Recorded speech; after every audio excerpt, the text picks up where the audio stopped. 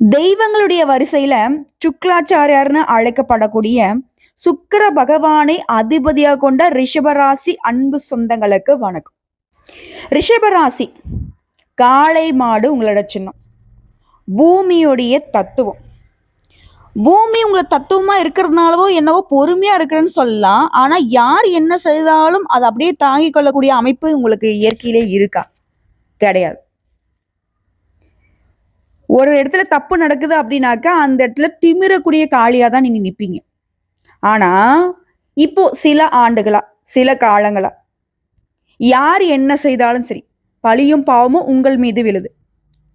யார் என்ன சொன்னாலும் சரி அமைதியா நிக்க வேண்டிய நிலைமையில நிக்கிறோம். மாடு மாதிரி உழைக்கிறோம். மாடு மாதிரி அடி உத வாங்குற கணக்கா ஏச்சு பேச்சுக்களை வாங்கிக்கிட்டு அசிங்கப்பட்டு அவமானப்பட்டு நிக்கிறோம். இந்த நிலையில ஏதாவது மாற்றம் வருமா? எல்லாரும் சொல்றாங்க, ரிஷபராசியா சுக்கிரன் உனக்கு அதிபதி, நீ ரொம்ப நல்லா இருப்பியே, நல்லா கையில பணம் போடலமே, அப்படி இப்படின்னுலாம் சொல்லுவாங்க. ஆனா நம்முடைய நிலைமை நமக்கு மட்டும் தான் தெரியும். இன்னும் ஒரு படி மேல சொன்னா, மற்றவங்களாம் நம்மளை பார்த்து நமக்கு என்ன குறைன்னு சொல்லக்கூடிய அளவுக்கு கௌரவத்துக்கு தான் நம்ம வாழ வேண்டியதா இருக்கு. உண்மை நிலையில நமக்கு 10 பைசா நிம்மதி இல்லை. புரியுதுங்களா? ஆனா வெளி கௌரவத்துக்கு நம்ம வந்து சந்தோஷமா இருக்கிற மாதிரி காட்டிக்கிட்டு தான் ஆகணும். உள்ளுக்குள்ள அவ்வளோ வழிகள் இருக்கு. ஆனா வெளியில சிரிச்ச முகத்தோட வளம் வந்துகிட்டு இருக்கும். ஏடா இது ரிஷபராசியை பத்தி பேசுறப்போ நமக்கே தொண்டை கம்புது போலயே. ஏன்னா அவங்களுடைய மன அழுத்தம் அப்படி. ஜோதிட ரீதியா இதுல ஒரு உண்மை இருக்குங்க. எப்படின்னா இப்ப நாங்களே வந்து ஜாதகத்தை பாக்குறப்போ என்கிட்ட வரக்கூடிய ஜாதகக்காரருடைய கணிப்பை நாங்க செஞ்சுக்கிட்டு இருக்கிறப்போ அவங்களுக்கு நாங்க பலன் சொல்லக்கூடிய பட்சத்துல இந்த மாதிரி நிகழ்வுகள் வரும். புரியுதுங்களா? அந்த பலன்கள் வந்து பார்த்தீங்கன்னாக்கா அந்த அமைப்புக்கு தகுந்த மாதிரி மாற்றத்தை கொடுக்கும். அவங்களுடைய கஷ்ட காலத்தை நாங்கள் சொல்றப்போ எங்களுடைய வார்த்தைகள்ல அந்த கஷ்டங்கள் வரும். அதனால தான் நாங்கள் வந்து பெரும்பாலும் ஜோதிடம் பார்க்கக்கூடிய அன்பர்களை என்ன செய்வோம்னாக்க, நாங்கள் இருக்கக்கூடிய இடத்துல வந்து அதாவது நாங்கள் வசிக்கக்கூடிய இடங்கள்ல ஜோதிடம் பார்க்க மாட்டோம். தனிப்பட்ட முறையில ஒரு ஆஃபீஸ் மாதிரி போட்டு செட்டப்ல பார்த்துட்டு இருப்போம். ஏன்னா நல்லவங்க கெட்டவங்களுக்கு பலன் பார்க்குறப்போ ஒரு ஜாதகக்காரர் சந்தோஷமா இருக்கிற மாதிரியான கணிப்பு வரும். ஒரு ஜாதகக்காரர் வந்து கஷ்டமா இருக்கிற மாதிரி கணிப்பு வரும். அதற்கெல்லாம் கணிப்பு நாங்க சொல்றப்ப அது எங்களுக்குமே பாதிப்பை உண்டாக்கும். வார்த்தைகளுக்கு நம்முடைய வாழ்க்கையை மாற்றக்கூடிய சக்தி இருக்கு. இப்போ பொதுவாக நான் வந்து நிறைய பேர்கிட்ட சொல்லுவேன். ஒருத்தர் வந்து சொல்லுவாங்க, அம்மா அந்த மாதிரி எனக்கு வந்து கஷ்டமா இருக்கு, எனக்கு வந்து அண்ணன் பண்ணிட்டான், தம்பி பண்ணிட்டான், என் அங்காளி பங்காளி பண்ணிட்டாங்க, எங்களுக்கு வந்து அந்த கஷ்டம் இருக்கு, இந்த கஷ்டம் இருக்குன்னு சொல்லுவாங்க. ஸோ அது வந்து அவங்களுடைய மன ரீதியான குமுறல்கள். அது வந்து தனிப்பட்ட முறையில் இருந்துட்டு போட்டோம். ஒருவேளை உங்களுக்கு யாராவது வந்து துரோகம் செய்யறாங்க, உங்களுக்கு கஷ்டங்களை கொடுக்குறாங்க அப்படின்னா கூட நல்லா இரு அப்படின்னு வாழ்த்திருங்க. நீங்க சொல்லக்கூடிய வார்த்தைகள் உங்களை வந்து நல்லா வச்சுக்கும். இல்ல நீ என்ன இப்படி பண்ணிட்டியடா, அப்படிடா இப்படிடான்னு சொல்லிட்டு நம்ம வந்து மனசு நொந்து வயிறறிஞ்சு அவங்கள வந்து திட்டுறப்பலையோ பேசுறப்பையோ அவங்க நல்லா இருப்பாங்க. திரும்ப திரும்ப நம்ம தான் வந்து நொந்து போவோம். நம்ம தான் இன்னும் கஷ்டங்களை அனுபவிப்போம். இது வந்து ஜோதிட ரீதியான உண்மையான விஷயம். இது வந்து சூட்சமா கூட நீங்க வச்சுக்கோங்க. ஒருத்தவங்களுக்கு வந்து பெருத்த துரோகம் பண்ணிட்டான், கோவம் வரும், கழுத்தை நினைச்சு கொண்டுடலாம், அடிச்சிடலாம், உடச்சிடலாம். இது வந்து பத்தினாக்க நான் அப்படி பேசக்கூடாது. பட் இருந்தாலும் சொல்றேன், உங்களுடைய உணர்ச்சி அடிப்படையில நான் பேசிட்டு இருக்கேன். ஸோ அந்த சமயத்துல கூட பொறுமையா இருங்க. அவ்வளவுதான்டா, இத்தோட நீ போயிட மாட்டேன். கடவுள் உன்னை பார்த்துப்பார், நல்லா இரு, இவ்வளவுதான். நல்லா இரு, சந்தோஷமா இரு, இப்படி வாழ்த்திட்டு விட்டுடுங்க. அந்த வாழ்த்துக்கள் திரும்ப இந்த பிரபஞ்சம், அந்த தெய்வ அனுகூலம் உங்களுக்கே உங்க வாழ்க்கைய சீர சிறப்பு மாத்தி கொடுக்கும். அவங்க ஒரு படி உங்களை வந்து கீழே இறக்கி உங்களை கஷ்டப்படுத்திட்டாங்க அப்படின்னா உங்களை 100 படி உயர்வை இந்த வார்த்தை கொண்டு போய் சேர்த்துரும். புரியுதுங்களா? தெய்வங்களே வந்து பார்த்தினாக்க இந்த மாதிரி வாழ்த்துக்களுக்கு வலிமையை கொடுப்பாங்க. புரியுதுங்களா? இது வந்து ஒரு பக்கம் இருக்கட்டும். இப்போ தலைப்பாத்திருப்பீங்க. 30 ஆண்டுகளுக்கு பிறகு கொடி கட்டி பறக்கூடிய அமைப்புல ஒரு யோகம் உங்களுக்கு வந்து வந்திருக்கு. ஒரு உறவுன்னு சொல்லலாம், உங்க வாழ்க்கையை யூட்டன் அடிக்க போகுதுன்னு சொல்லலாம். ஓகேங்களா? இப்போ இதுல இன்னொரு வார்த்தையை சேர்த்திருக்கு, அடிச்சு சொல்றேன் இது நடக்கும் அப்படின்னு. ஒரு சில யாரமா நீ அடிச்சு சொல்ற, என்னம்மா நீ அடிச்சு சொல்ற, நீ சொல்றது மட்டும் நடக்கலாம், உன்ன நான் அடிக்க போறோமா, இப்படிலாம் வந்து கமெண்ட்ஸ் பண்றீங்க. சரி, அது ஒரு புறம் இருக்கட்டும். ஜோதிட ரீதியா 3 தசாப்தங்களுக்கு பிறகு சூரிய பகவானும் சனீஸ்வர பகவானும் கன்னி ராசி கட்டத்துல இணைவதன் காரணமா உருவாக இருக்கக்கூடிய இந்த நவபஞ்சம ராஜயோகத்தினாலதான் உங்க வாழ்க்கை நில மாற்றங்கள் உருவாக போகுது. அதுதான் நான் சொல்றேன். அழுத்தம் திருத்தமா நடக்கூடிய விஷயத்த சொல்றதா அடிச்சு சொல்றேன் அப்படின்னு நம்மளுடைய பேச்சு வழக்குல சொல்றேன். என்னங்க பண்றது? நாங்களும் வந்து பார்த்தீங்கன்னாக்க, உங்கள ஒரு சில விஷயங்கள பார்க்க வைக்கிறதுக்காக சில நுணுக்கங்கள பயன்படுத்த வேண்டியது இருக்கு. பட் வார்த்தைகளை வைத்து வீடியோவுடைய தரத்த வந்து முடிவு பண்ணிடாதீங்க. நெறைய உண்மையான ஜோதிட விளக்கங்கள் உங்களுக்கு பயனுள்ள வகையில தான் இருக்கு. இப்போ சனி பகவான் அப்படின்னா யாரு? சனி பகவானாக்க கர்மக்காரகன், ஆயுள்காரகன். நம்ம செய்யக்கூடிய நல்லது கெட்டதுக்கும் தகுந்த மாரி வாழ்க்கையில சோதனைகளை குடுத்து நிரந்தரமான உயர்வை தரக்கூடியவர். வாழ்க்கையில சோதனை, கட்டுப்பாடு, ஒழுக்கம், உழைப்பிற்கான பலனை தரக்கூடியவர். சூரிய பகவான் ஆதிக்கம், ஆற்றல், அதிகாரம், புகழ் இதற்கு உரியவர். ஸோ சனி பகவான், சூரிய பகவான் ஒரே ராசியில இணையும் பொழுது இந்த நிலை அப்படிங்கிறது பொதுவா பெரிய பொறுப்பை கொடுக்கும். அதே போல பெரிய அழுத்தத்தும் கொடுக்கும். ஆனா இதே சமயம் உருவாகிருக்கூடிய இந்த நவ பஞ்சம ராஜயோகம் அப்படிங்கிறது சோதனைகள் வழியாக அதிர்ஷ்ட பலன்கள், உயர்வு, ஆன்மீக வளர்ச்சியை கொடுக்கும். இந்த யோகம் பொறுத்த வரைக்கும் 30 வருடங்களுக்கு ஒரு முறை தான் வரும். இந்த அரிய யோகம்ங்கிறது ரிஷப ராசிக்காரர்களுக்கு. சுக்கிரன் ஆட்சி செய்யக்கூடிய உங்களுக்கு 5/9 இந்த நவபஞ்சம ராஜயோகத்துடைய சக்தி வாய்ந்த பலன்கள் அமையும். ஸோ ரிஷபராசிகளுக்கு ஒரே வட்டியில சொன்னா பெரிய பொறுப்பு, தலைமை நிலை, சொத்து வளம், ஆன்மீகத்துல உயர்வு இதெல்லாம் கிடைக்கும். இப்போ இந்த யோகம் அப்படிங்கிறது வயது ரீதியா நான் பலன்களை சொல்லிடுறேன். ஒரு கட்டமானு வச்சுக்கோங்களேன். 6 வயதுலேருந்து 12 வயதுக்குள்ள ரிஷபராசிக்கால இருக்கீங்க. ஆண்களோ பெண்களோ ஏதோ ஒன்று, அதாவது குழந்தைகள். கல்வியில நல்ல வளர்ச்சி இருக்கும். கற்றல்ல ஆர்வம் இருக்கும். கலை, இசை, திறன் இதெல்லாம் வந்து வெளிப்படும். இது 13லேருந்து 20 வயதுக்கு உட்பட்டவர்களா இருக்கீங்க அப்படின்னா நம்பிக்கை, ஒழுக்கம், சனி அருளால பொறுமை, சூரிய பகவானுடைய அருளால தலைமை குணம் வளர்ச்சி பெறும். இதுவே 21 to 30 வயதுக்கான ரிஷப ராசிக்காரர்களுக்கு தொழில் முயற்சி தொடக்கும். தொழில் ஆரம்பிக்கலாம் அப்படின்ற ஒரு அமைப்பு. சோதனைகள் இருந்தாலும் உறுதியான நிலை கிடைக்கும். 31லேருந்து 40 பதவி, புகழ், யோகம் முழுமையான பலன் தரக்கூடிய காலம். அதிகாரம், வருமானத்துல உயர்வை பார்ப்பீங்க. 41லேருந்து 50 வயதுக்குள்ள இருக்கீங்க அப்படின்னா ஆன்மீகத்துல வளர்ச்சி. சோதனைகள்லாம் தாண்டி நல்ல அமைதி கிடைக்கும். ஆன்மீகத்துல ஈர்ப்பு அதிகமாகும். 51லேருந்து 60 வயது நிலையான செல்வம், சொத்து சேர்க்க, பிள்ளைகளால மகிழ்ச்சி, புண்ணியங்கள் வந்து சேரும். இதோட தொழில் ரீதியா, பொருளாதார ரீதியா பலன்களை சொல்லனாக்கா அரசு அதிகாரம், அரசியல் துறையை பொறுத்த வரைக்கும் இதற்கு காரணகர்த்தமான சூரியன் தலைமை குணம் தருவதனால பதவி உயர்வு கிடைக்கும்.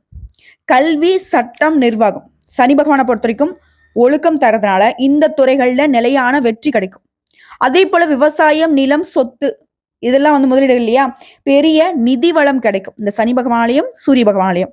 அதே போல வியாபாரம் செய்யறவங்க சோதனைகள் இருக்கும், ஆனா நீண்ட கால வெற்றி இருக்கும்.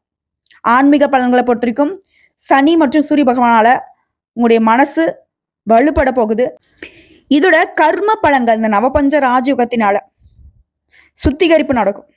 சொல்லுவாங்க இல்லையா, உன்னுடைய உடம்புல இருக்கக்கூடிய கெட்டதெல்லாம் வெளியே போயிடுச்சுப்பா, இனி வந்து பார்த்தோன்னாக்கா ஆரோக்கியமா இருப்ப அப்படின்னு சொல்லுவாங்க இல்லையா. அது போன்ற நம்மளுடைய முன்னோர்கள் செய்த கர்ம பலனோ இல்லை நம்ம ஏதாவது முன் ஜென்மத்துல பாவங்கள் பண்ணியிருந்தா கூட சரிங்க, அந்த கர்ம பலன்கள் எல்லாமே விழக்கூடிய அளவுக்கு இந்த நவபஞ்சம ராஜகம் உங்களுக்கு பலன் கொடுக்கும். ஆன்மீக வழிபாடு, குரு அருள் அதிகமாகுது. யாத்திரைகள், புண்ணிய காரியங்கள் செய்யக்கூடிய வாய்ப்பு அமையும். வாழ்க்கையுடைய அனுபவங்கள் அப்படிங்கிறது ஒட்டுமொத்தமா இது நாள் வரைக்கும் உங்களுக்கு தெரியாத விஷயங்களை தெரியப்படுத்தும். புரியாத விஷயங்களை புரிய வைக்கும். நீங்களே 10 பேருக்கு சொல்லுவீங்க, வாழ்க்கைனா இதுதான்ப்பா, இதை பண்ணு, இதை பண்ணாத அப்படின்னு சொல்லக்கூடிய அளவுக்கு அனுபவங்கள் உங்களுக்கு கிடைக்க போகுது. உங்களை பொறுத்தவரைக்கும் பரிகாரம்னு கேட்டீங்கன்னா சனிக்கிழமைகள்ல சனீஸ்வர பகவான வழிபாடு செய்யுங்க. எள்ளெண்ணெய் தீபம் ஏற்றுங்க. ஞாயிற்றுக்கிழமைகள்ல சூரிய பகவான வழிபாடு செய்யுங்க. சிவப்பு கம்பள பூஜைன்னு சொல்லுவோம், அதை செய்யுங்க.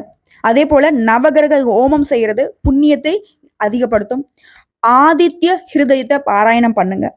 சுருக்கமா சொன்னாக்க இந்த சனி மற்றும் சூரிய பகவானுடைய இணைவுங்கிறது சோதனைகளை தரும், ஆனா யோகம், பெரிய வெற்றி, நிலைத்த பொருளாதாரம், ஆன்மீக பலத்தை அதிகப்படுத்தும்.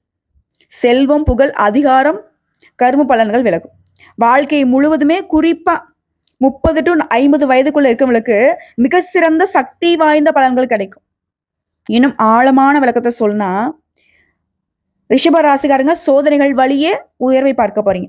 சிரமங்கள் இருந்தாலும் வாழ்க்கையில முன்னேற்றம் மிகவும் அதிகமாகும். குடும்பத்துல மரியாதை, சொத்து, பிள்ளைகளுடைய வளம், சமுதாயத்துல உயர்ந்த பெயர் கிடைக்கும். தனவரவுக்கான பாதை தன்னால தெரியும். தலைமை குணம் உங்களுக்கு உருவாகும்.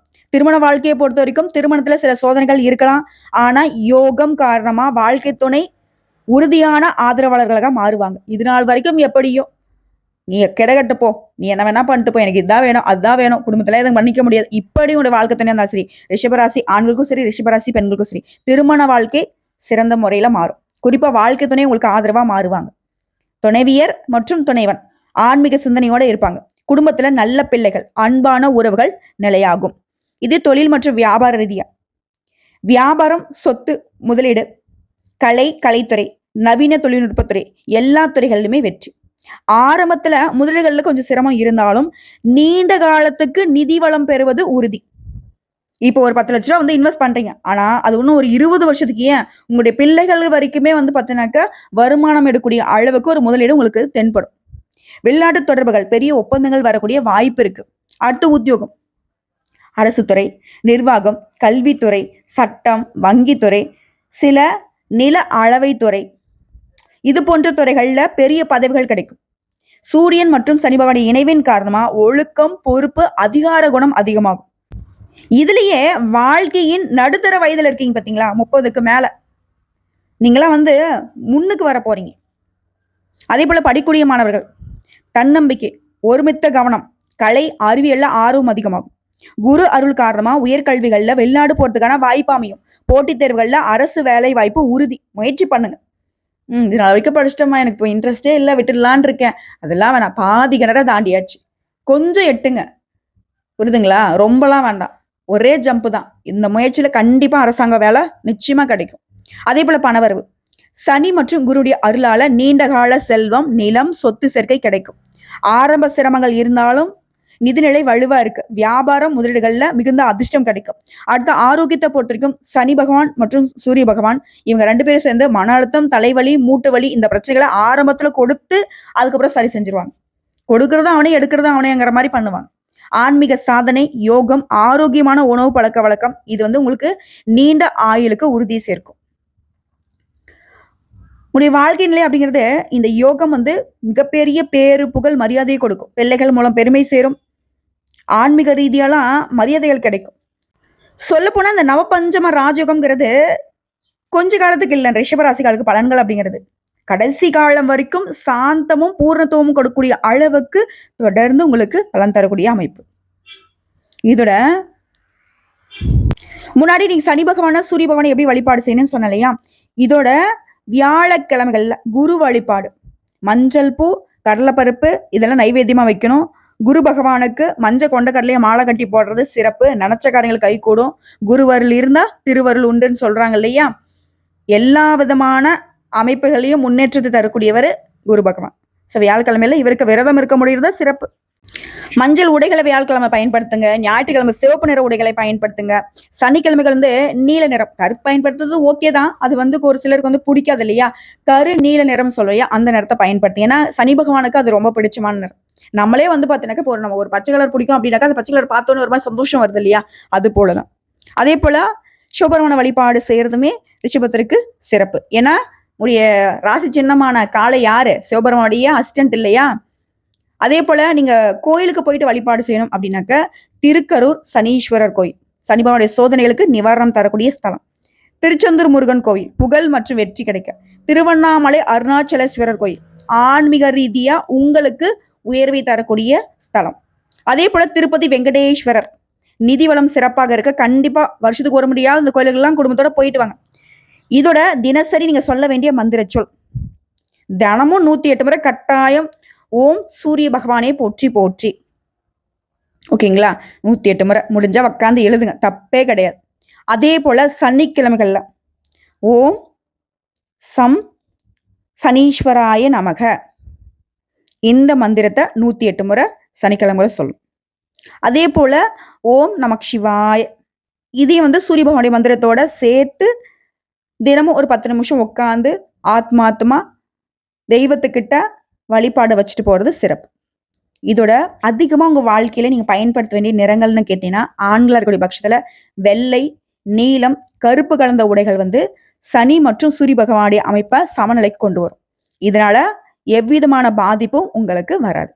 பெண்களை பொறுத்த வரைக்கும் மஞ்சள் அதிகமாக பயன்படுத்துங்க. பச்சை, நீலம், அதே போல நீலம், கருப்பு சார்ந்த நீலம், இதெல்லாம் வந்து உங்களுக்கு குருடைய அருளுக்கான வழி.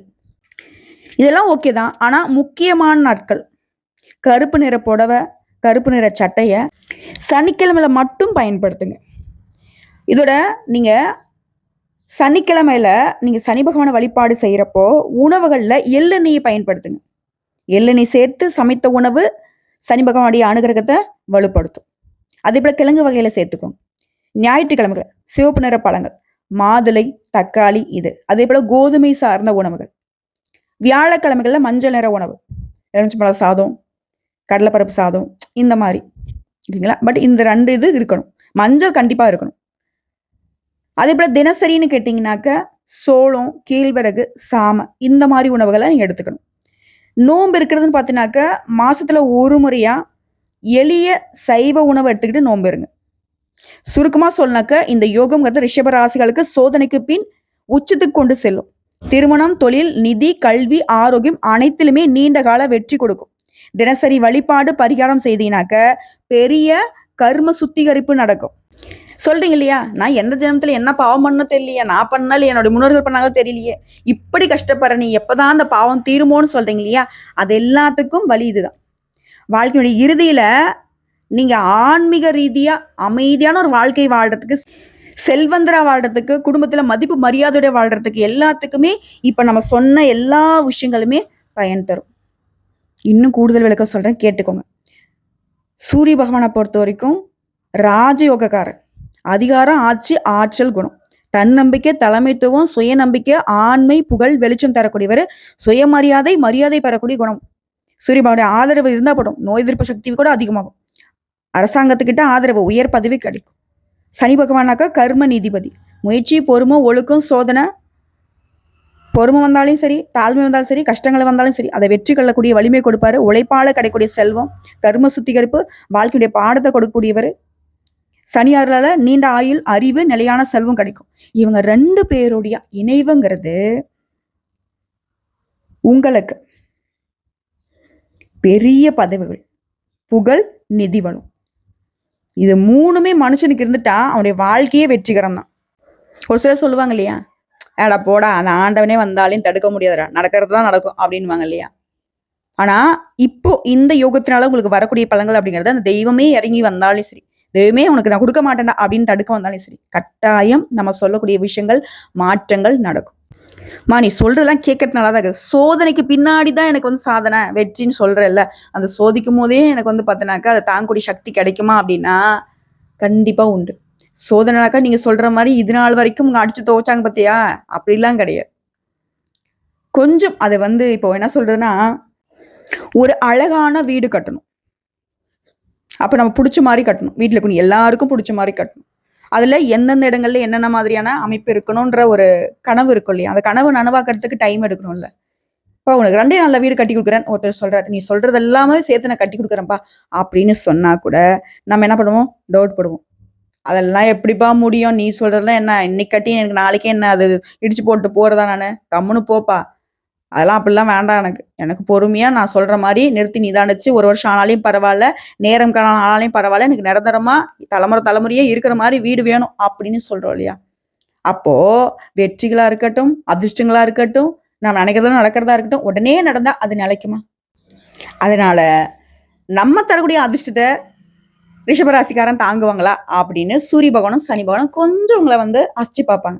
சூரிய பகவான் அதை பண்ண மாட்டாரு. சனி பகவான், ஏப்பா நம்ம இவ்வளோ அதிர்ஷ்டத்தை கொடுக்குறோம், பையன் தாங்குவானா, பொண்ணு தாங்குவாளா அப்படின்னு கொஞ்சம் சோதிப்பாங்க. அந்த நேரத்துல எல்லாத்தையும் நான் தாங்குவேன் அப்படிங்கிற மாதிரி அப்படி நிக்கணும்.